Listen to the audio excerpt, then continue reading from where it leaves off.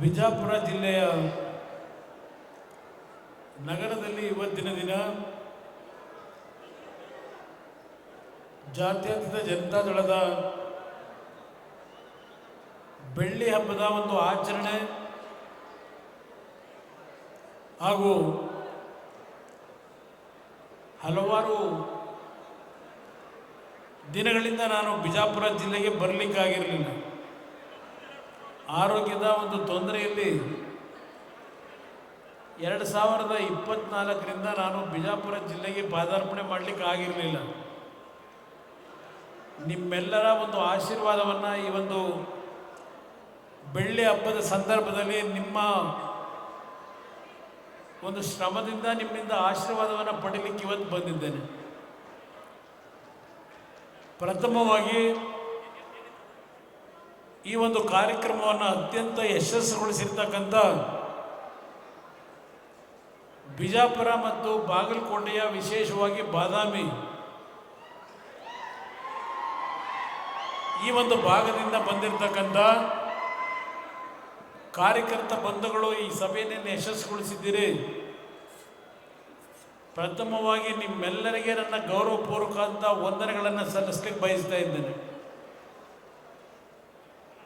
ಬಿಜಾಪುರ ಜಿಲ್ಲೆಯ ದೇವರಿಪ್ಪರಿಗೆ ರಾಜಗೌಡರು, ಬಸವನ ಬಾಗೇವಾಡಿಯ ನಮ್ಮ ಅಪ್ಪುಗೌಡರು, ನಾಗಠಾಣದ ದೇವಾನಂದ ಚವ್ಹಾಣ್ ಅವರು, ಹಿಂಡಿಯ ಬಿ ಡಿ ಪಾಟೀಲರು, ಅದೇ ರೀತಿಯಲ್ಲಿ ನಮ್ಮ ಬಾದಾಮಿಯ ಹನುಮಂತಪ್ಪ ಮಾವಿತ್ ಭರತ್ ಅವರು ಹಾಗೂ ಪಕ್ಷದ ಹಲವಾರು ಪ್ರಮುಖ ಕಾರ್ಯಕರ್ತರುಗಳ ಶ್ರಮದಲ್ಲಿ ಎರಡನೆಯ ಸಭೆ ಇವತ್ತು ಬೆಳ್ಳಿ ಹಬ್ಬದ ಆಚರಣೆಯನ್ನು ವಿಜಯಪುರದಲ್ಲಿ ನಾವು ಮಾಡಲಿಕ್ಕೆ ಕಾರಣ, ವಿಜಯಪುರಕ್ಕೂ ಮತ್ತು ಸನ್ಮಾನ್ಯ ದೇವೇಗೌಡರಿಗೂ ಇರತಕ್ಕಂಥ ಒಂದು ಅವಿನಾಭಾವ ಸಂಬಂಧ, ಅವರ ಮನಸ್ಸಿನ ಹಲವಾರು ನೋವುಗಳು, ಈ ಒಂದು ಉತ್ತರ ಕರ್ನಾಟಕಕ್ಕೆ ಕೊಟ್ಟಂಥ ಹಲವಾರು ನೀರಾವರಿ ಯೋಜನೆಯ ಕಾರ್ಯಕ್ರಮಗಳ ಬಗ್ಗೆ ಸುದೀರ್ಘವಾಗಿ ಸನ್ಮಾನ್ಯ ದೇವೇಗೌಡರಿಗೆ ಮಾತನಾಡಿದ್ದಾರೆ. ವೇದಿಕೆ ಮೇಲೆ ನಮ್ಮ ಪಕ್ಷದ ಹಲವಾರು ಮುಖಂಡರಿದ್ದಾರೆ, ನನ್ನ ಶಾಸಕ ಮಿತ್ರರಿದ್ದಾರೆ, ಸಂಸತ್ ಸದಸ್ಯರಿದ್ದಾರೆ. ಎಲ್ಲರ ಹೆಸರನ್ನ ಹೇಳಲಿಕ್ಕೆ ಹೋಗೋದಿಲ್ಲ. ನಾನು ಒಂದು 10-15 ನಿಮಿಷ ಮಾತಾಡಲಿಕ್ಕೆ ಅವಕಾಶ ಇರ್ತಕ್ಕಂಥದ್ದು. ನಾನು ಪ್ರಥಮವಾಗಿ ಈ 93 ವರ್ಷದಲ್ಲಿ ಬಿಜಾಪುರಕ್ಕೆ ಸನ್ಮಾನ್ಯ ದೇವೇಗೌಡರು ಬಂದು ಹಳೆಯ ಹಲವಾರು ಈ ಭಾಗದ ಅಭಿವೃದ್ಧಿಗೋಸ್ಕರವಾಗಿ, ನೀರಾವರಿ ಯೋಜನೆಗಳಿಗೋಸ್ಕರವಾಗಿ ಯಾವ ಶ್ರಮವನ್ನು ಪಟ್ಟಿದ್ರು ಅಂತಕ್ಕಂಥದ್ದನ್ನು ಇವತ್ತೇನು ಹೇಳಲಿಕ್ಕೆ ಬಂದಿದ್ದಾರೆ. ಭಾಳ ಜನ ಹಿರಿಯರಿದ್ದೀರಿ. ಇವತ್ತಿನ ನಮ್ಮ ಯುವಕರಿಗೆ ಅವರ ನೀರಾವರಿ ವಿಷಯದಲ್ಲಿ ಕೈಗೊಂಡಂತಹ ಯೋಜನೆಗಳ ಬಗ್ಗೆ ಬಹಳ ಜನಕ್ಕೆ ಗೊತ್ತಿಲ್ಲ. ಒಂದು ಬಾರಿ 1983-84ನೇ ಇಸ್ವಿನಲ್ಲಿ ಕೃಷ್ಣಾ ನೀರಾವರಿ ಯೋಜನೆಯನ್ನು ಅನುಷ್ಠಾನಕ್ಕೆ ಕೊಡಿಸ್ತಕ್ಕಂಥದ್ದಕ್ಕೆ, ವೇಗವನ್ನು ಕೊಡಲಿಕ್ಕೆ 200 ಕೋಟಿ ಹಣವನ್ನು ಕೇಳಿದ್ರು ಅವತ್ತಿನ ಮುಖ್ಯಮಂತ್ರಿಗಳಿಗೆ. ಅವತ್ತಿನ ಮುಖ್ಯಮಂತ್ರಿಗಳು ಮತ್ತು ಅವರ ಅಧಿಕಾರಿ ಹಣವನ್ನು ನಾವು ಮರದಲ್ಲಿ ಬೆಳೀಲಿಕ್ಕೆ ಸಾಧ್ಯ ಇಲ್ಲ, ಎಲ್ಲಿಂದ ಹಣ ಕೊಡಲಿಕ್ಕೆ ಸಾಧ್ಯ ಅಂತಕ್ಕಂಥ ಮಾತು ಹೇಳಿದ್ರು. ಆ ಹಿನ್ನೆಲೆಯಲ್ಲಿ ಅವತ್ತು ಆ ಸಂದರ್ಭದಲ್ಲಿ ರಾಜೀನಾಮೆ ಕೊಟ್ಟಂಥ ಒಂದು ಪ್ರಕರಣ ವಿಜಯಪುರದ ಜನತೆಗೆ ನಾನು ನೆನಪಿಸ್ಕೊಡ್ಲಿಕ್ಕೆ ಬಯಸ್ತೀನಿ. ಅದೇ ರೀತಿಯಲ್ಲಿ ನಿಜಲಿಂಗಪ್ಪನವರು ಮುಖ್ಯಮಂತ್ರಿಗಳಿದ್ದಾಗ ಇಂದಿರಾ ಗಾಂಧಿ ಅವರನ್ನ ಇಲ್ಲಿಗೆ ಆಹ್ವಾನ ಕೊಟ್ಟು ವಿಜಯಪುರದಲ್ಲಿ ಚಿನ್ನದಲ್ಲಿ ಅವ್ರನ್ನ ತೂಗಿಸ್ತಾರೆ, ತುಲಾಭಾರ ಮಾಡ್ತಾರೆ. ಇಂದಿರಾ ಗಾಂಧಿ ಅವರಿಗೆ ಒಂದು ನಯಾ ಪೈಸವನ್ನು ಈ ಒಂದು ಕೃಷ್ಣಾ ನೀರಾವರಿ ಯೋಜನೆಗೆ ಕೇಂದ್ರ ಸರ್ಕಾರ ಕೊಡಲಿಲ್ಲ. ಯಾವುದೇ ಸರ್ಕಾರಗಳು 50 ವರ್ಷದಲ್ಲಿ ಈ ಒಂದು ಭಾಗದ ನೀರಾವರಿ ಯೋಜನೆಗಳಿಗೆ ಹಣವನ್ನು ಕೊಡಲಿಲ್ಲ. ನಿಮ್ಮಗಳ ಆಶೀರ್ವಾದದಲ್ಲಿ ದೇವೇಗೌಡರು ಪ್ರಧಾನಮಂತ್ರಿಗಳಾಗ್ತಕ್ಕಂಥ ಒಂದು ಅವಕಾಶಗಳೇನು ದೊರಕಿತು, ಅವತ್ತು ಅವರು ಕೈಗೊಂಡಂಥ ಒಂದು ತೀರ್ಮಾನದ ಹಿನ್ನೆಲೆ ಉತ್ತರ ಕರ್ನಾಟಕದ ನೀರಾವರಿ ಯೋಜನೆಗಳಿಗೆ ಸುಮಾರು 20,000 ಕೋಟಿ ರೂಪಾಯಿಗಳು ಬಂದಂಥದನ್ನು ಉತ್ತರ ಕರ್ನಾಟಕದ ಜನತೆ ಮರೀತಕ್ಕಂಥದ್ದಲ್ಲ ಅನ್ನೋದನ್ನು ನಿಮ್ಮಲ್ಲಿ ಕೈ ಜೋಡಿಸಿ ಮನವಿ ಮಾಡ್ತೇನೆ. ಇವತ್ತಿನ ಈಗಿನ ಸರ್ಕಾರದ ಬಗ್ಗೆ ತಾವು ಯೋಚನೆ ಮಾಡಿ, ನಮ್ಮ ತಾಯಂದರು ವಿಶೇಷವಾಗಿ ಈ ಸರ್ಕಾರ ಕೊಡ್ತಕ್ಕಂಥ 5 ಗ್ಯಾರಂಟಿಗಳ ಒಂದು ಪ್ರಮುಖವಾದಂಥ ಒಂದು ಗ್ಯಾರಂಟಿ 2,000 ರೂಪಾಯಿಗಳು. ಈ 2,000 ರೂಪಾಯಿಗಳಿಗೆ ನೀವೇನು ಮರಳಾಗ್ತಾ ಇದ್ದೀರಿ? ಒಂದು ಕಡೆ ನಿಮಗೆ 2,000 ರೂಪಾಯಿಗಳ ಹಣವನ್ನು ಕೊಡ್ತಕ್ಕಂಥದ್ದು ಒಂದು ಭಾಗ. ಇವತ್ತು ಈ ಸರ್ಕಾರ ಕಳೆದ 2.5 ವರ್ಷದಲ್ಲಿ ಯಾವ ಒಂದು ವಸ್ತುಗಳನ್ನು ಖರೀದಿ ಮಾಡಲಿಕ್ಕೆ ತೆರಿಗೆಯನ್ನು ವಿಧಿಸಿದ್ರು ಯೋಚನೆ ಮಾಡಿ. ಯಾವೊಂದು ಸರ್ಕಾರದಿಂದ ಮಾರಾಟ ಮಾಡ್ತಕ್ಕಂಥ ಮದ್ಯದ ಬಾಟ್ಲಿಗಳ ಮೇಲೆ ಎಷ್ಟು ಏರಿಕೆ ಮಾಡಿದ್ರು ದುಡ್ಡು, ಅದನ್ನು ಕೊಡೋರು ಯಾರು? ಅದನ್ನು ಕೊಡ್ತಕ್ಕಂಥದ್ದು ನಿಮ್ಮ ಕುಟುಂಬದ ಯಜಮಾನರುಗಳು, ಇಲ್ಲ ನಿಮ್ಮ ಮಕ್ಕಳು ಕೊಡಬೇಕು ಆ ದುಡ್ಡನ್ನು ಸರ್ಕಾರಕ್ಕೆ. ಅದಷ್ಟೇ ಅಲ್ಲ, ಯಾವೊಂದು ಭೂಮಿಯನ್ನು ರಿಜಿಸ್ಟ್ರ್ ಮಾಡಿಸ್ಕೋಬೇಕು, ಗೈಡೆನ್ಸ್ ವ್ಯಾಲ್ಯೂಗಳಿರ್ಬೋದು, ವಿದ್ಯುತ್ ಶಕ್ತಿಯ ಒಂದು ಬಿಲ್ಲನ್ನು ಕಟ್ಟಲಿಕ್ಕೆ ಎಷ್ಟು ದರ ಏರಿಕೆ ಮಾಡಿದ್ದಾರೆ. ಈಗಲೂ ಪುನಃ ಏಪ್ರಿಲ್ ತಿಂಗಳಿಂದ ವಿದ್ಯುತ್ ಶಕ್ತಿಯ ದರವನ್ನು ಏರಿಕೆ ಮಾಡ್ತಾ ಇದ್ದಾರೆ. ಹೇಳ್ತಾ ಹೋದರೆ ಹಲವಾರು ವಿಷಯಗಳನ್ನು ಹೇಳ್ಬೋದು. ಅದಷ್ಟೇ ಅಲ್ಲ, ಈಗಾಗಲೇ 7,65,000 ಕೋಟಿ ಸಾಲ ಏನು ಮಾಡಿದ್ದಾರೆ. ಮುಂದಿನ 6ನೇ ತಾರೀಕು ಮತ್ತೆ 17ನೇ ಬಜೆಟನ್ನು ಏನು ಮಂಡನೆ ಮಾಡ್ತಾರೆ, ಸುಮಾರು 1 ಲಕ್ಷಕ್ಕೂ ಹೆಚ್ಚಿನ ಕೋಟಿ ಮತ್ತೆ ಸಾಲವನ್ನು ಈ ಸರ್ಕಾರ ಮಾಡಲಿಕ್ಕೆ ಹೊರಟಿದ್ದಾರೆ. ಈ 8.5 ಲಕ್ಷ 9 ಲಕ್ಷ ಕೋಟಿ ಸಾಲ ಏನು ಮಾಡಿದ್ದಾರೆ ಈ ಸರ್ಕಾರ ಮಾಡ್ತಾರೆ. ಈ ಸಾಲ ತೀರಿಸೋರು ಯಾರು? ಪುಣ್ಯಾತ್ಮರು ನೀವೇ ಈ ಸಾಲ ತೀರಿಸಬೇಕು. ಯಾವ ಸರ್ಕಾರಗಳು ತೀರ್ಸೋಕ್ಕಾಗಲ್ಲ. ನಿಮ್ಮ ಜೋಬಿಗೆ ಕೈ ಹಾಕಿ ನಿಮ್ಮ ಹಣವನ್ನು ದರೋಡೆ ಮಾಡ್ತಕ್ಕಂಥದ್ದು ಈ ಸರ್ಕಾರಗಳು.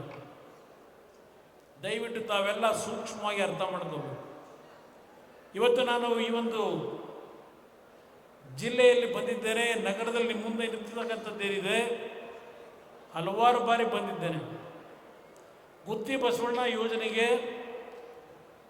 ಸರ್ಕಾರಗಳು ಗಮನ ಕೊಡ್ತಿಲ್ಲ ಅಂತ ಹೇಳಿ 48 ದಿನಗಳ ಕಾಲ ರೈತರು ಒಂದು ಪ್ರತಿಭಟನೆ ಮಾಡಿದ್ರಿ. ಆ ಸಂದರ್ಭದಲ್ಲಿ ನಾನು ಮುಖ್ಯಮಂತ್ರಿ 2006-7 ಈಶ್ವರಪ್ಪನವರು ನೀರಾವರಿ ಮಂತ್ರಿಗಳಿದ್ದರು, ಕಳಿಸಿದ್ರು. ನೀವು ಧರಣಿಯನ್ನು ನಿಲ್ಲಿಸಲಿಲ್ಲ. ನಾನೇ ಬಂದು ರೈತರಿಗೆ ಮನವೊಲಿಸಿ ಅವತ್ತು ಧರಣಿ ನಿಲ್ಲಿಸಿ ಆ ಒಂದು ಯೋಜನೆಗಳಿಗೆ ಯಾವೊಂದು ತೀರ್ಮಾನಗಳನ್ನು ಕೊಟ್ಟೆ, ಅದು ನನ್ನ ಕರ್ತವ್ಯ ನಿರ್ವಹಿಸಿದ್ದೇನೆ. ನಾನು ಜಂಬಕ್ಕೆ ಅದನ್ನು ಹೇಳ್ಕೊಳ್ಳಲ್ಲ. ಇಲ್ಲೆಲ್ಲ ನಮ್ಮ ಪಂಚಪ್ಪನವ್ರು ಕೂತಿರ್ಬೇಕೇನೋ, ಅಲ್ಲಿ ಕೂತಿದ್ದಾರೆ. 2006-7 ನಾನು ಮುಖ್ಯಮಂತ್ರಿ ಇದ್ದಾಗ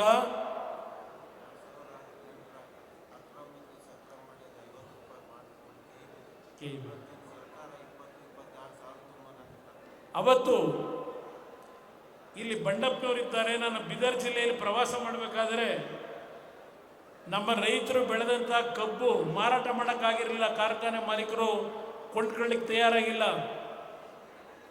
ಬೀದರ್ನ ಒಂದು ರೈತರ ಹೊಲಕ್ಕೆ ಹೋದಾಗ ಒಣಗಿ ನಿಂತಿತ್ತು ಕಬ್ಬು. ಅಲ್ಲೇ ತೀರ್ಮಾನ ತೆಗೆದುಕೊಂಡೆ, ಈ ಬಾರಿ ರೈತರ ಸಾಲವನ್ನು ಮನ್ನಾ ಮಾಡ್ತೀನಿ ಅಂತ ಹೇಳಿ. ಆಗಿನ ಹಣಕಾಸು ಸಚಿವರು ಎಲ್ಲಿದೆ ದುಡ್ಡು, ರೈತರ ಸಾಲ ಮನ್ನಾ ಮಾಡಲಿಕ್ಕೆ ಎಲ್ಲಿ ಸಾಧ್ಯ ಅಂತಕ್ಕಂಥ ಮಾತನ್ನು ನನಗೆ ಹೇಳಿದ್ರು. 2006-7 ಸಹ ಸುಮಾರು 2,500 ಕೋಟಿ ರೈತರ ಸಾಲ ಮನ್ನಾ ಮಾಡ್ತಕ್ಕಂಥ ನಿರ್ಧಾರ ಏನು ಮಾಡಿದೆ.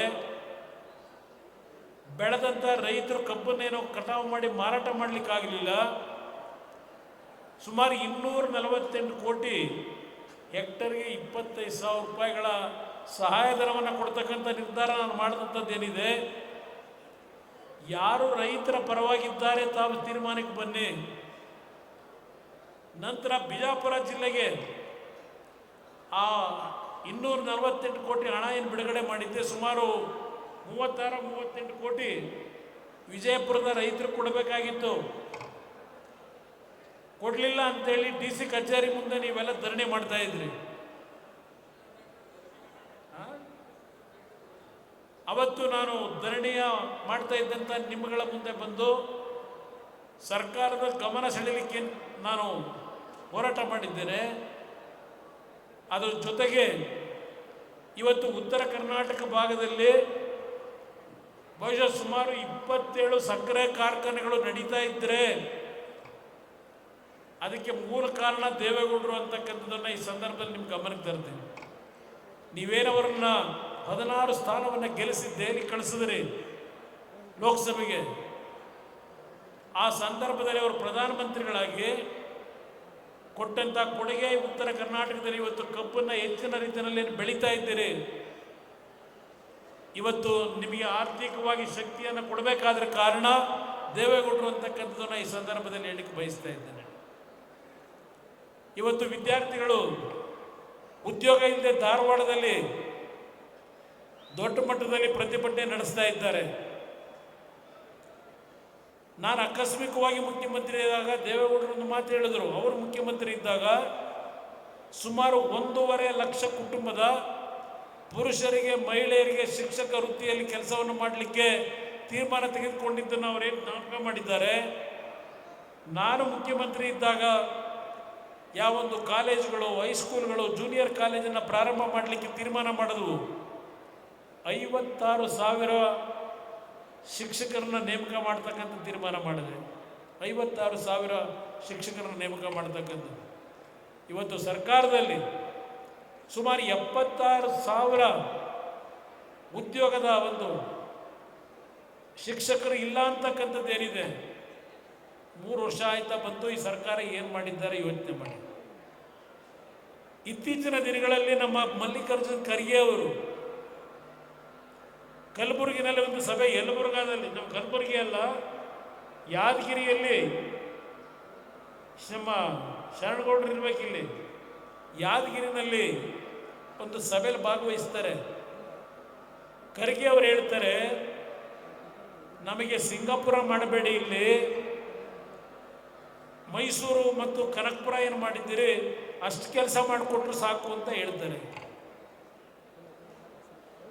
ಹಲವಾರು ರಾಜಕಾರಣಿಗಳು ಉತ್ತರ ಕರ್ನಾಟಕಕ್ಕೆ ಅನ್ಯಾಯ ಆಗಿದೆ, ನಮಗೆ ಬೇರೆ ರಾಜ್ಯ ಕೊಡಿ ಅಂತಕ್ಕಂಥ ಒಂದು ಕೂಗನ್ನು ಕೆಲವರು ಆಡ್ತಕ್ಕಂಥದ್ದೇನಿದೆ. ಆ ಕೂಗನ್ನು ಹಾಕ್ತಕ್ಕಂಥವರೇ ಉತ್ತರ ಕರ್ನಾಟಕದ ಶತ್ರುಗಳು ಅಂತಕ್ಕಂಥದ್ದನ್ನು ಮರಿಬೇಡಿ ನೀವು. ಖರ್ಗೆ ಅವರಿಗೆ ಎಷ್ಟು ವರ್ಷ ಶಾಸಕರಿದ್ದರು, ಎಷ್ಟು ವರ್ಷ ಮಂತ್ರಿಗಳಿದ್ದರು. ಈಗ ಅವರ ಮಗ ಎಷ್ಟು ವರ್ಷದಿಂದ ಶಾಸಕರು, ಎಷ್ಟು ವರ್ಷ ಮಂತ್ರಿಗಳಿದ್ದಾರೆ. ಯಾತಕ್ಕೆ ನೀವು ಮೈಸೂರಿನ ಅಭಿವೃದ್ಧಿ, ಕನಕಪುರದ ಅಭಿವೃದ್ಧಿಯನ್ನು ನೀವು ಮಾಡಲಿಕ್ಕಾಗಲಿಲ್ಲ? ಯಾರು ನಿಮ್ಮನ್ನು ಮಾಡಬೇಡಿ ಅಂತ ಹೇಳಿದ್ರು? ನಿನ್ನೆ ದಿನ ಕ್ಯಾಬಿನೆಟ್ನಲ್ಲಿ ಯಾರೋ ಗೋವಿಂದರಾಜು ಅಂತ ಹೇಳಿ, ಗೋವಿಂದರಾಜು ಅನ್ನೋರ ಮುಖಾಂತರ ಒಂದು ಕಮಿಟಿ ಮಾಡಿ ಉತ್ತರ ಕರ್ನಾಟಕದ ಅಭಿವೃದ್ಧಿ ಏನಾಗಿದೆ ಅಂತಕ್ಕಂಥ ಒಂದು ವರದಿಯನ್ನು ಕೊಡಿ ಅಂತಕ್ಕಂಥದ್ದನ್ನು ಈಗಿನ ಸರ್ಕಾರ ಏನು ಕೇಳಿದೆ ನಿನ್ನೆ ದಿನ ಕೊಟ್ಟಿದ್ದಾರೆ. ಯಾವ ನಂಜುಂಡಪ್ಪ ವರದಿ 2002, 2003 ಅವರೇನು ಕೊಟ್ಟಿದ್ರು, ಯಾವ್ಯಾವ ಜಿಲ್ಲೆಗಳಲ್ಲಿ ಹಿಂದುಳಿದವರು, ಅತ್ಯಂತ ಹಿಂದುಳಿದವರು, ಮಧ್ಯಮವಾಗಿ ಹಿಂದುಳಿದವರು ಕೊಟ್ಟಿದ್ರು. ಉತ್ತರ ಕರ್ನಾಟಕ ಭಾಗಕ್ಕೆ ಹಿಂದುಳಿದಿರ್ತಕ್ಕಂಥದ್ದಕ್ಕೆ ಹಣ ಕೊಡಬೇಕು ಅಂತಕ್ಕಂಥದ್ದನ್ನೇ ಹೇಳಿದ್ರು. ಪ್ರಥಮವಾಗಿ ನಾನು ವಿಶೇಷವಾದಂಥ ಅನುದಾನವನ್ನು 2006-2007 ನಾನು ಆಕಸ್ಮಿಕವಾಗಿ ಮುಖ್ಯಮಂತ್ರಿ ಆಗಿದ್ದಾಗ ಈ ಒಂದು ಉತ್ತರ ಕರ್ನಾಟಕದ ಅಭಿವೃದ್ಧಿಗೆ ಹಣವನ್ನು ಬಿಡುಗಡೆ ಮಾಡ್ತಕ್ಕಂಥ ನಿರ್ಧಾರ ಮಾಡಿದ್ದೆ. ನಾವು ಅನ್ಯಾಯ ಮಾಡಿದ್ದೇವೆ ನಿಮಗೆ? ಉತ್ತರ ಕರ್ನಾಟಕದ ಜನತೆ ನಮ್ಮಿಂದ ಅನ್ಯಾಯ ಆಗಿದೆಯಾ? ಕಲ್ಯಾಣ ಕರ್ನಾಟಕ ಹೆಸರಿದ ತಕ್ಷಣ ಇವತ್ತು ಕಲ್ಯಾಣ ಕರ್ನಾಟಕ ವೃದ್ಧಿ ಆಗ್ತಾ ಇದೆಯಾ? ಅಭಿವೃದ್ಧಿ. ಕಿತ್ತೂರು ಕರ್ನಾಟಕ ಅಂತ ಇಲ್ಲಿ ಹೆಸರಿಟ್ಟ ತಕ್ಷಣ ಇವತ್ತೇನು ಉದ್ಧಾರ ಮಾಡ್ತಾ ಇದ್ದೀರಾ? ಯೋಚನೆ ಮಾಡಿ. 25,000 ರೈತರ ಸಾಲವನ್ನು ಮನ್ನಾ ಮಾಡಬೇಕಾದ್ರೆ 25,000 ಕೋಟಿ, ರಾಷ್ಟ್ರೀಕೃತ ಬ್ಯಾಂಕ್ನ 2 ಲಕ್ಷ ರೂಪಾಯಿ, ಸಹಕಾರಿ ಬ್ಯಾಂಕ್ನಲ್ಲಿ 1 ಲಕ್ಷ ರೂಪಾಯಿ ಮನ್ನಾ ಮಾಡ್ತಕ್ಕಂಥ ತೀರ್ಮಾನ ಇಡೀ ದೇಶದಲ್ಲಿ ಪ್ರಥಮವಾಗಿ ಮಾಡಿದ್ದು ಕರ್ನಾಟಕದಲ್ಲಿ. ನೀವು ನಮ್ಮನ್ನು ಏನು ಬೆಳೆಸಿದ್ದೀರಿ, ರೈತರ ಮಕ್ಕಳು ನಿಮಗೋಸ್ಕರವಾಗಿ ಮಾಡಿದಂಥ ಕಾರ್ಯಕ್ರಮ ಇದು. ಅವತ್ತು ನಾನು ಹಣವನ್ನು ಇವತ್ತು ರೈತರ ಸಾಲ ಮನ್ನಾ ಮಾಡಲಿಕ್ಕೆ ಕೊಡಬೇಕಾದರೆ ನಿಮ್ಮ ಮೇಲೆ ಸಾಲದ ಹೊರೆಯನ್ನು ಹೊರಿಸಿಕೊಡಲಿಲ್ಲ. ನೀವು ತೆರಿಗೆ ರೂಪದಲ್ಲಿ ರಾಜ್ಯ ಸರ್ಕಾರಕ್ಕೆ ಕಟ್ಟತಕ್ಕಂಥ ನಿಮ್ಮ ಹಣದಲ್ಲೇ ಆ 25,000 ಕೋಟಿಯನ್ನು ಹೊಂದಿಸಿ ನಿಮ್ಮ ಸಾಲ ಮನ್ನಾ ಮಾಡಿದ್ದೇನೆ. ನಿಮ್ಮ ಮೇಲೆ ಸಾಲದ ಹೊರೆ ಹೊರಿಸ್ತಿಲ್ಲ ನಾನು. ಇವತ್ತು ಯಾವ 8 ಲಕ್ಷ ಕೋಟಿ ಸಾಲ ಇವತ್ತು ನೀವು ತೀರಿಸಬೇಕಾಗಿದೆ. ಯೋಚನೆ ಮಾಡಿ. ಈಗ ಹೇಳ್ತಾ ಇದೆ ಸರ್ಕಾರ, ಯಾವ ಗ್ಯಾರಂಟಿ ಸ್ಕೀಮನ್ನು ಕೊಟ್ಟು ಅದು ನಮಗೆ ಈಗ ಭಾರ ಅಂತ ಅನ್ನಿಸ್ತಾ ಇದೆ. ಯಾರು ಚೆನ್ನಾಗಿದ್ದೀರಿ, ನೀವು ಹಣ ನಮಗೆ ಬೇಡ ಅಂತೇಳಿ ನೀವುಗಳು ಬರ್ಕೊಡ್ಬೇಕು ಅಂತೇಳಿ ಈಗ ಸರ್ಕಾರ ಹೇಳ್ತಾ ಇದ್ದಾರೆ. ಇದು ಇವ್ರ ಗ್ಯಾರಂಟಿ. ಇವರು ಮಾಡಿದಂಥ ರೀತಿಯಲ್ಲಿ ಗ್ಯಾರಂಟಿಯ ಕಾರ್ಯಕ್ರಮವನ್ನು ನಾನು ಅಧಿಕಾರದಲ್ಲಿದ್ದರೆ 5,000 ಕೋಟಿ 5,000 ರೂಪಾಯಿ ಕೊಡುವೆ. ಕಾರಣ ಈ 2,000 ರೂಪಾಯಿಗೋಸ್ಕರವಾಗಿ ಹಲವಾರು ರೀತಿ ನಿಮ್ಮ ಮೇಲೆ ತೆರಿಗೆ ಹಾಕಿ ನಿಮ್ಮ ಬದುಕನ್ನು ಇವತ್ತೇನು ಬೀದಿಗೆ ತಂದಿದ್ದಾರೆ ಬಡವರನ್ನ, ಆ ಹಿನ್ನೆಲೆಯಲ್ಲಿ ಹೇಳ್ತಾ ಇದ್ದೇನೆ. ನಿಮ್ಮ ಬದುಕು ದೇವೇಗೌಡರು ಹೇಳಿದಂಥ ರೀತಿಯಲ್ಲಿ ನಮ್ಮ ರೈತರ ಬದುಕು ಕೈ ಒಡ್ತಕ್ಕಂಥದ್ದು ಆಗಬಾರದು. ಕೈ ನೀಡಿ ಹೃದಯ ವೈಶಲ್ಯದಿಂದ ಕೊಡ್ತಕ್ಕಂಥ ಒಂದು ಶಕ್ತಿ ಈ ರೈತರಿಗೆ ಬರಬೇಕು ಅನ್ನೋದನ್ನು ಈ 93ನೇ ವಯಸ್ಸಿನಲ್ಲಿ ಅವರು ಏನು ಹೇಳ್ತಾ ಇದ್ದಾರೆ. ಇವತ್ತು ನಂಜುಂಡಪ್ಪ ವರದಿಯ ಮುಖಾಂತರ ಈಗಾಗಲೇ ಸುಮಾರು 32-35,000 ಕೋಟಿ ಕೊಟ್ಟಿದ್ದೇವೆ ಅಂತಾರೆ ಅಭಿವೃದ್ಧಿಗೆ. ಎಲ್ಲ ಅಭಿವೃದ್ಧಿಯನ್ನು ಕಾಣ್ತಾ ಇದ್ದೇವೆ. ಕೆಲವು ಹಳ್ಳಿಗಳಿಗೆ ಹೋದರೆ ಚರಂಡಿಯ ನೀರು ನಿಮ್ಮ ಅದನ್ನೇ ದಾಟ್ಕೊಂಡು ನೀವು ಹೋಗಬೇಕು ಹಲವಾರು ಹಳ್ಳಿಗಳು. ಈ ಪರಿಸ್ಥಿತಿಯಲ್ಲಿ ಉತ್ತರ ಕರ್ನಾಟಕ ಇದೆ. ಇದಕ್ಕೆ ಕಾರಣಕರ್ತರು ಯಾರು? ಯಾತಕ್ಕೆ ಈ ರೀತಿ ಆಗ್ತಾ ಇದೆ? ಎಲ್ಲಿ ಹೋಗ್ತಾ ಇದೆ ದುಡ್ಡು? ಈಗ ಗೋವಿಂದರಾಜು ವರದಿ ಕೊಟ್ಟಿದ್ದಾರೆ. ಅವತ್ತು ನಂಜುಂಡಪ್ಪನವರು ಕೊಟ್ಟಂಥ 2002-3 ಒಂದು ವರದಿ ಏನಿದೆ, ಅದಕ್ಕಿಂತಲೂ ಹೆಚ್ಚಿನ ಬಡತನ, ಅದಕ್ಕಿಂತಲೂ ಹೆಚ್ಚಿನ ಹಿಂದುಳಿದಿರ್ತಕ್ಕಂಥ ತಾಲೂಕುಗಳ ಬಗ್ಗೆ ಈಗ ಒಂದು ವರದಿಯನ್ನು ಕೊಟ್ಟಿದ್ದಾರೆ. ಹಾಗಿದ್ರೆ ಈ ಸರ್ಕಾರಗಳು ಮಾಡಿದ್ದೇನು? 2008ರಿಂದ ಯಾವ ಮುಖ್ಯಮಂತ್ರಿಗಳು ಯಾರ್ಯಾರಾಗಿದ್ದರು, ಎಷ್ಟೆಷ್ಟು ವರ್ಷ ಆಳ್ವಿಕೆ ಮಾಡಿದರು, ನಿಮ್ಮ ಬದುಕನ್ನು ಏನು ಮಾಡಿದ್ದಾರೆ? ಬೆಳಗಾವಿನಲ್ಲಿ ಒಂದು ವಿಧಾನಸಭೆ ನಡೆಸಬೇಕು ಅಂತ ತೀರ್ಮಾನ ಮಾಡಿದೆ. ವಿಧಾನಸೌಧವನ್ನು ಕಟ್ಟಬೇಕು ಅಂತಕ್ಕಂಥ ನಿರ್ಧಾರ ಮಾಡಿದೆ. ಅಲ್ಲಿ ನಾನು ಕಲ್ಲನ್ನೇ ಹಾಕಬಾರ್ದು, ಕಲ್ಲಿನಲ್ಲಿ ನನ್ನ ಹೆಸರಿರಬಾರದು ಅಂತ ಹೇಳಿ ಏನು ರಾಜಕೀಯ ಮಾಡ್ಕೊಂಡ್ರು ಅದೆಲ್ಲ ನಾನು ಚರ್ಚೆ ಮಾಡಲಿಕ್ಕೆ ಹೋಗೋದಿಲ್ಲ. ನನಗೆ ಇವತ್ತು ಬೇಕಾಗಿರ್ತಕ್ಕಂಥದ್ದು ಯಾವ ಒಂದು ಅಭಿವೃದ್ಧಿಯ ಕಲ್ಲುಗಳ ಮೇಲೆ ನನ್ನ ಹೆಸರೆಲ್ಲ ಬೇಕಾಗಿರೋದು. ನನಗೆ ನಿಮ್ಮ ಹೃದಯದಲ್ಲಿ ನೀವು ಒಂದು ಬಾರಿ ಕುಮಾರಸ್ವಾಮಿ ಅಂತ ಕೆಲಸ ಮಾಡಿದ್ದಾರೆ ಅಂತಕ್ಕಂಥದ್ದು ನಿಮ್ಮ ಹೃದಯದಲ್ಲಿ ಬಂದರೆ ಅದು ನನಗೆ ಇವತ್ತು ಒಂದು ಒಳ್ಳೆಯ ಒಂದು ಸಂತೋಷದ ದಿನಗಳು. ದಯವಿಟ್ಟು ನಿಮ್ಮಲ್ಲಿ ನಾನು ಮನವಿ ಮಾಡ್ತೇನೆ. ಈ ರಾಜ್ಯ ಹಾಳಾಗ್ತಾ ಇದೆ. ಈ ರಾಜ್ಯ ಸಂಪತ್ತು ಭರಿತವಾದಂಥ ರಾಜ್ಯ ಇದು. ಯಾವ ಕೆಲಸಗಳು ಬೇಕಾದರೂ ಮಾಡ್ಬೋದು, ಏನು ಬೇಕಾದರೂ ಮಾಡ್ತಕ್ಕಂಥ ಶಕ್ತಿಯನ್ನು ನೀವು ಕೊಟ್ಟಿದ್ದೀರಿ ಈ ರಾಜ್ಯ ಸರ್ಕಾರಕ್ಕೆ. ಆದರೆ ಇವತ್ತು ಎಲ್ಲದರಲ್ಲೂ ಲೂಟಿ ಹೊಡೆಯತಕ್ಕಂಥ ಕೆಲಸ ನಡೀತಾ ಇದೆ. ಯಾವ್ಯಾವ ಕಾಲದಲ್ಲಿ ಯಾವ ರೀತಿ ಲೂಟಿ ಹೊಡೆದಿದ್ದಾರೆ ಒಂದು ಹೇಳ್ತೀನಿ ನಿಮಗೆ. ಈ ಗುತ್ತಿಗೆದಾರರು ಕಾಂಟ್ರಾಕ್ಟ್ ಏನು ಮಾಡ್ತಾರೆ, ಕಮಿಷನ್ ಬಗ್ಗೆ ಈಗೇನು ಚರ್ಚೆ ನಡೀತಾ ಇದೆ. ನಾನು ಆಕಸ್ಮಿಕವಾಗಿ ಮುಖ್ಯಮಂತ್ರಿ ಆಗಿದ್ದೆ 2 ಬಾರಿ. ಒಂದು ಬಾರಿ 20 ತಿಂಗಳು, ಇನ್ನೊಂದು ಬಾರಿ 14 ತಿಂಗಳು. ಒಂದು ಬಾರಿ BJP ಜೊತೆ, ಒಂದು ಬಾರಿ ಕಾಂಗ್ರೆಸ್ ಜೊತೆ. ನನ್ನ ಕಾಲದಲ್ಲಿ ಆ ಅವಧಿಯಲ್ಲಿ ಯಾರಾದರೂ ಒಬ್ಬ ಈ ನಾಡಿನ ಗುತ್ತಿಗೆದಾರರು ಕುಮಾರಸ್ವಾಮಿಗೆ ಕಮಿಷನ್ ಕೊಟ್ಟಿದ್ದೇವೆ, ಕುಮಾರಸ್ವಾಮಿಯ ಕಾಲದಲ್ಲಿ ನಮಗೆ ದುಡ್ಡು ಬರಲಿಲ್ಲ, ಇಷ್ಟು ದುಡ್ಡಿದೆ, ಕುಮಾರಸ್ವಾಮಿ ಕೊಟ್ಟಿಲ್ಲ ನಮಗೆ ಕೆಲಸದ್ದು ಅಂತಕ್ಕಂಥದ್ದನ್ನು ಒಬ್ಬ ಮಾತಾಡಿಲ್ಲ ಇಲ್ಲಿವರೆಗೆ. ಅರ್ಥ ಮಾಡ್ಕೊಳ್ಳಿ ಯಾವ ರೀತಿ ನಾವು ನಡೆದಿದ್ದೇವೆ. ಪ್ರತಿ ತಿಂಗಳು 30ನೇ ತಾರೀಕು ಯಾರು ಈ ರಾಜ್ಯದಲ್ಲಿ ಆ ಗುತ್ತಿಗೆದಾರರು ಕೆಲಸ ಮಾಡ್ತಾಯಿದ್ರು ಅವರ ಮನೆ ಬಾಗಿಲಿಗೆ ಚೆಕ್ ಮುಖಾಂತರ ದುಡ್ಡು ಹೋಗೋದು. ಇವತ್ತೇನು ನಡೀತಾ ಇದೆ, BJP ಸರ್ಕಾರ ಇದ್ದಾಗ 40% ಅಂತ ಕಾಂಗ್ರೆಸ್ನವ್ರು ಹೇಳಿದ್ರು. ಈ ಕಾಂಗ್ರೆಸ್ನ ಅಧಿಕಾರಿಗೆ ನೀವು ತಂದ್ರಿ, ಇದು 60% ಅಂತಾರೆ. ಈಗ ಈ ಜಾತಿ ಕಮಿಷನ್ ಕೆಲಸ ನಡೀತಾ ಇದೆ. ನಿಮ್ಮ ದುಡ್ಡನ್ನು ಈ ರೀತಿ ಲಪಟಾಯಿಸಿ ಅಭಿವೃದ್ಧಿ ಅಂತಕ್ಕಂಥದ್ದನ್ನು ಇವತ್ತು ಕುಂಠಿತಗೊಳಿಸಿ ಹಳ್ಳಿಗಳು ಇವತ್ತು ಯಾವುದೇ ರೀತಿಯ ಒಂದು ಅಭಿವೃದ್ಧಿಯನ್ನು ಕಾಣದೆ ಬಡತನ ಅಂತಕ್ಕಂಥದ್ದನ್ನು ಇವತ್ತು ನಾವೇನು ಕಾಣ್ತಾ ಇದ್ದೇವೆ. ನರೇಂದ್ರ ಮೋದಿಯವರು ನನಗೆ ಕೇಂದ್ರದಲ್ಲಿ 2 ಇಲಾಖೆಗಳನ್ನು ನಡೆಸಲಿಕ್ಕೆ ಅವಕಾಶ ಕೊಟ್ಟಿದ್ದಾರೆ. ನಾನಿವತ್ತು ಅಲ್ಲಿಯ ಒಂದು ಪರಿಸ್ಥಿತಿಗಳನ್ನು ನೋಡ್ತಾ ಇದ್ದೇನೆ. ಇಲ್ಲಿ ನಮ್ಮ ಹಳ್ಳಿಗೆ ಬಂದಾಗ ನಮ್ಮ ಹಳ್ಳಿಯ ಜನರ ಬದುಕನ್ನು ನೋಡ್ತಾ ಇದ್ದೇನೆ. ನಾನು ನಿಮ್ಮಲ್ಲಿ ಸವಿನಯ ಪೂರ್ವಕವಾಗಿ ಮನವಿ ಮಾಡ್ತಕ್ಕಂಥದ್ದು, ಜಾತಿಯ ಹೆಸರಿನಲ್ಲಿ ಮತ ಕೊಡಲಿಕ್ಕೆ ಹೋಗಬೇಡಿ, ಉಪಯೋಗಕ್ಕೆ ಬರಲ್ಲ.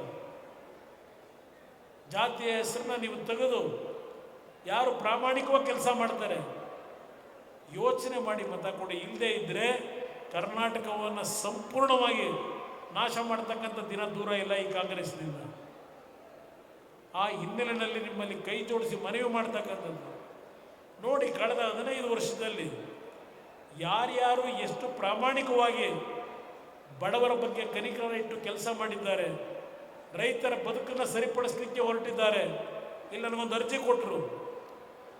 ನನಗಿಲ್ಲಿ ಕೆಲವರು ರೈತ ಬಂಧುಗಳು ಇಸ್ರೇಲ್ ಮಾದರಿಯ ಯೋಜನೆಯನ್ನು ತರಬೇಕು, ಇವತ್ತು ರೈತರ ಸಾಲ ಮಾಡೋದಕ್ಕೆ ಈಗಲೂ ಹಲವಾರು ರೀತಿಯ ಸಮಸ್ಯೆಗಳನ್ನು ಖಾಸಗಿ ಅವರಿಂದ ಸಾಲ ಪಡೆದು ಅನುಭವಿಸ್ತಾ ಇದ್ದೇವೆ, ದಯವಿಟ್ಟು ಇದೆಲ್ಲ ಸರಿಪಡಿಸಬೇಕು ಅಂತಕ್ಕಂಥ ಒಂದು ಅರ್ಜಿಗಳನ್ನು ಇಲ್ಲಿ ಕೊಟ್ಟಿದ್ದಾರೆ.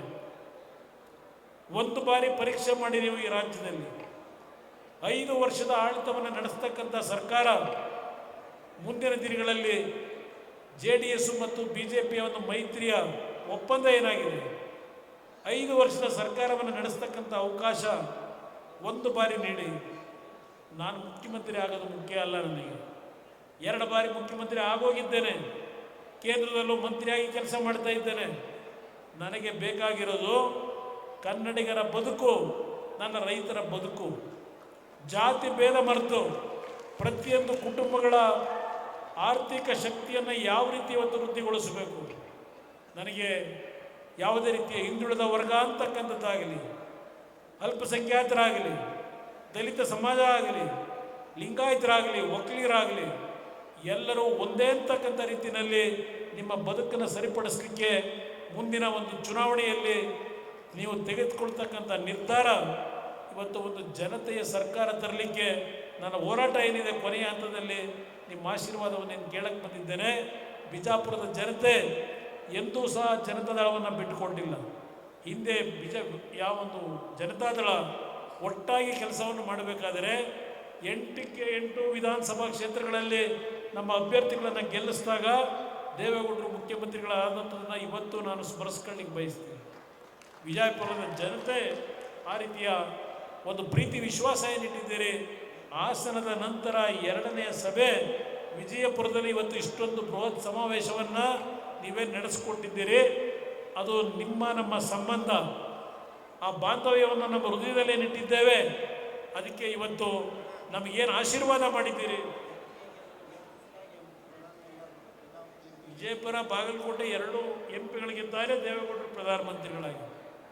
ಅದೆಲ್ಲವನ್ನು ನಾನು ಹೇಳಲಿಕ್ಕೆ ಹೋದ ಸಮಯ ಆಗ್ತದೆ. ಆದರೆ ಒಂದು ನಿಮ್ಮಲ್ಲಿ ಕೈ ಜೋಡಿಸಿ ಮನವಿ ಮಾಡ್ತೇನೆ. ದೇವೇಗೌಡರು ಕೆಲವು ಹೆಸರುಗಳನ್ನು ಹೇಳ್ತಾ ಇದ್ರಿ. ನಮ್ಮ ಬಾದಾಮಿಯ ಹನುಮಂತಪ್ಪ ಮಾವಿನ ಮರದ್ದು 2013ರಲ್ಲಿ 2018 ಅವರಿಗೆ ನಾನು ಟಿಕೆಟ್ ಕೊಟ್ಟೆ. ನನಗೆ ಅವ್ರನ್ನ ಗೆಲ್ಲಿಸಲೇಬೇಕು ಅಂತ ಆಸೆ. ನೀವು ಅಷ್ಟೇ ಪ್ರೀತಿ ಇಟ್ಕೊಂಡಿದ್ರಿ ಹೋದಂಥ ಎಲ್ಲ ಹಳ್ಳಿಗಳಲ್ಲಿ. ಆದರೆ ಅವತ್ತು ಚುನಾವಣೆ ಯಾವ ಕಾಂಗ್ರೆಸ್ನಿಂದ ಸಿದ್ದರಾಮಯ್ಯನವರು, BJPಯಿಂದ ಶ್ರೀರಾಮುಲು ನಿಂತರು, ಅವತ್ತು ಅವರಿಗೆ ಸ್ವಲ್ಪ ಹಿನ್ನಡೆ ಆಯಿತು. ನಿಜವಾದಂಥ ಜನಪರವಾದಂಥ ಕಾಳಜಿಯನ್ನು ಹೊಂದಿರತಕ್ಕಂಥ ಹನುಮಂತಪ್ಪನವರು ನಾನು ಹತ್ತಿರದಿಂದ ಕಳೆದ 10 ವರ್ಷಗಳಿಂದ ನೋಡಿದ್ದೇನೆ.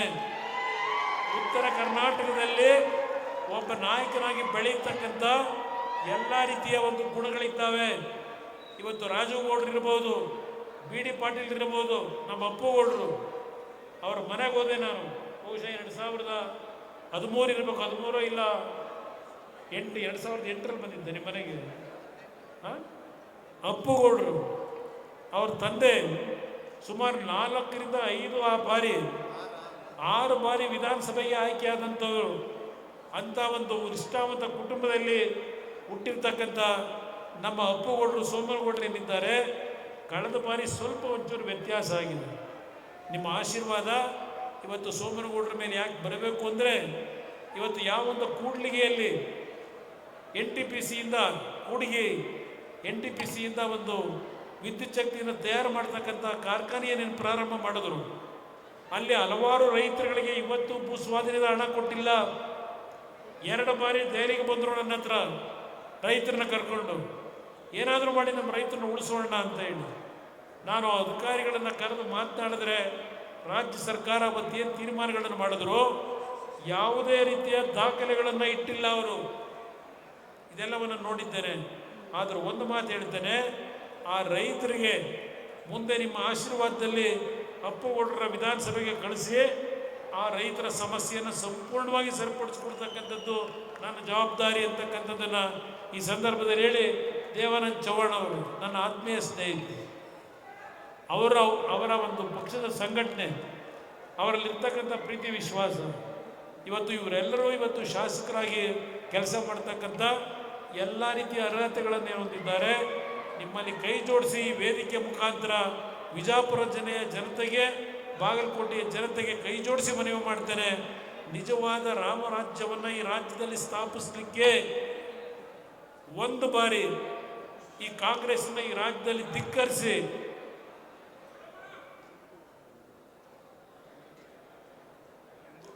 ಲಿಂಬು ಬೆಳೆಗಾರದು ಒಂದು ಭಾಗ, ದ್ರಾಕ್ಷಿ ಬೆಳೆಗಾರರು ಇಲ್ಲಿ ಯಾರಾದರೂ ಇದ್ದರೆ ಒಂದು ಮಾತು ಹೇಳಲಿಕ್ಕೆ ಬಯಸ್ತೀನಿ. ಕೇಂದ್ರ ಸರ್ಕಾರದ ಮುಂದೆ ಹೋದ್ರೆ ಯಾರು ನಮ್ಮ ಇದು ಹಣಕಾಸು ಸಚಿವರು ಚಿದಂಬರಂ ನಿಮಗೆ ಒಂದು ಬೆಳೆಗಾಸು ಕೊಡಲಿಲ್ಲ. 350 ಕೋಟಿ ಕೇಳ್ಕೊಂಡು ಹೋದ್ರಿ, 650 ಕೋಟಿ ನಿಮ್ಮ ಸಾಲ ಬಡ್ಡಿ ಎಲ್ಲ ಸೇರಿ ರಾಜ್ಯ ಸರ್ಕಾರದ ಮುಂದೆ ಹಲವಾರು ಬಾರಿ ಬಂದ್ರಿ, 1 ರೂಪಾಯಿ ಕೊಡಲಿಲ್ಲ. 2018ರಲ್ಲಿ ಯಾವ ದ್ರಾಕ್ಷಿ ಬೆಳೆಗಾರರು ಸಂಕಷ್ಟದಲ್ಲಿದ್ದರೆ 200 ಕೋಟಿಯನ್ನು ಕೊಡ್ತಕ್ಕಂಥ ಒಂದು ತೀರ್ಮಾನ ಏನು ಮಾಡಿದೆ. ಮತ್ತೆ 150 ಕೋಟಿ ಬೇಕು ಅಂತ ಕೇಳಿದ್ರಿ, ನಾನು ಮಾಡಿಕೊಡ್ತೀನಿ ಮುಂದಿನ ಸಪ್ಲಿಮೆಂಟರಿ ಬಜೆಟಲ್ಲಿ ಅಂತ ಹೇಳಿದೆ. ಸರ್ಕಾರವನ್ನು ತೆಗೆದುಹಾಕಿದ್ದು ಇದೇ ಕಾಂಗ್ರೆಸ್. ಅವತ್ತು ದ್ರಾಕ್ಷಿ ಬೆಳೆಗಾರರ ಕಷ್ಟಗಳಿಗೆ ಯಾರಾದರೂ ಇವತ್ತು ಧ್ವನಿಯಾಗಿ ನಿಮ್ಮ ಜೊತೆಯಲ್ಲಿ ತೀರ್ಮಾನ ಮಾಡಿದರೆ ಅದು ಕುಮಾರಸ್ವಾಮಿ ಅಂತಕ್ಕಂಥದ್ದನ್ನು ದ್ರಾಕ್ಷಿ ಬೆಳೆಗಾರರು ಮರೆಯಬೇಕು. ಅದರಿಂದ ಈಗ ಇಂಡಿ ತಾಲೂಕಿನಲ್ಲಿ ನಿಂಬುವನ್ನು ಹೆಚ್ಚಿನ ರೀತಿಯಲ್ಲಿ ಏನು ಬೆಳೀತೀರಿ, ಸಂಸ್ಕರಣಾ ಘಟಕ ಆಗಬೇಕು ಅಂತಕ್ಕಂಥ ಹೇಳಿದ್ದೀರಿ. ಅದನ್ನು ಸದ್ಯದಲ್ಲೇ ಕೇಂದ್ರ ಸರ್ಕಾರದಲ್ಲಿ ನಮ್ಮ ಕೃಷಿ ಸಚಿವರ ಜೊತೆ ಚರ್ಚೆ ಮಾಡಿ ಅದನ್ನು ಅನುಷ್ಠಾನಕ್ಕೆ ತರ್ತಕ್ಕಂಥದ್ದಕ್ಕೆ ನಿಮ್ಮ ಜೊತೆಯಲ್ಲಿ ಇದ್ದೇನೆ ಅಂತಕ್ಕಂಥ ಮಾತೇಳಿ ಇವತ್ತು ಪುನಃ ಒಂದು ಕೊನೆಯದಾಗಿ ನಿಮ್ಮ ಈ ಒಂದು ಅತ್ಯಂತ ಬೃಹತ್ ಸಭೆಯನ್ನು ಏರ್ಪಾಡು ಮಾಡಿ ಇವತ್ತು ಏನು ಒಂದು ಸಂದೇಶ ಕೊಟ್ಟಿದ್ದೀರಿ, ನಿಮ್ಮೆಲ್ಲರಿಗೆ ನನ್ನ ಗೌರವಪೂರ್ವಕವಾದ ವಂದನೆಗಳನ್ನು ಸಲ್ಲಿಸಿ ನಮ್ಮ ಎಲ್ಲ ನಾಯಕರಿಗೂ ಮತ್ತೊಮ್ಮೆ ನಾನು ಕೃತಜ್ಞತೆ ಸಲ್ಲಿಸಿ 2 ಮಾತು ಮುಗಿಸ್ತೇನೆ. ಜೈ ಕರ್ನಾಟಕ ಮಾತು.